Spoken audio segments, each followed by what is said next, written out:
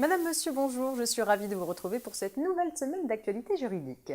Au sommaire du JT de ce lundi 10 avril, impôt sur le revenu, sanctions disciplinaires et paiement différé ou fractionné. C'est donc l'impôt sur le revenu qui ouvre ce JT.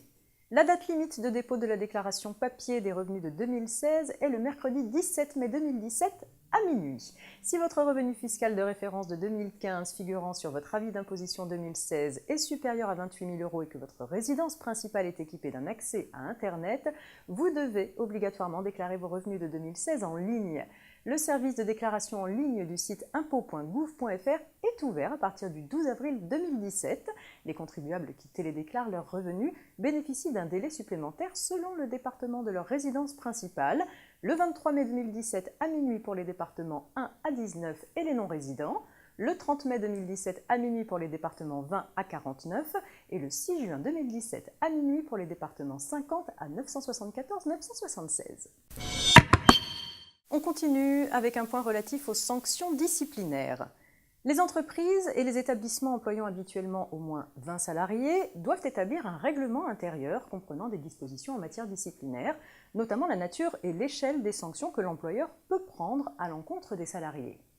La Cour de cassation a rappelé que dans une entreprise ayant au moins 20 salariés, l'employeur ne peut prononcer une sanction disciplinaire autre que le licenciement, notamment un avertissement, une mise à pied disciplinaire, une mutation disciplinaire ou une rétrogradation que si le règlement intérieur de l'entreprise prévoit cette sanction.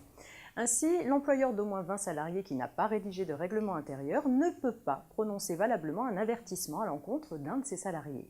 Cette règle ne concerne pas les entreprises de moins de 20 salariés dans lesquelles le règlement intérieur n'est pas obligatoire, donc l'employeur est libre de prononcer la sanction qui lui semble le mieux adaptée.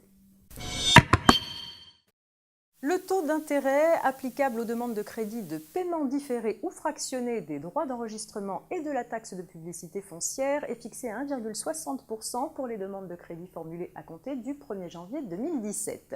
Ce taux d'intérêt s'applique pendant toute la durée du crédit. Rappelons que ce taux d'intérêt était de 1,90% pour les demandes formulées en 2016. Le paiement des droits dus sur les transmissions d'entreprises par donation ou succession peut être différé pendant 5 ans, puis après cette période, être fractionné pendant 10 ans. Les demandes de crédit de paiement concernant les transmissions à titre gratuit d'entreprise bénéficient quant à elles du taux d'intérêt de 1,60% réduit des 2/3, soit 0,50% pour les demandes effectuées en 2017. C'est la fin de cette édition, merci de votre attention. Très bon début de semaine à tous et rendez-vous demain.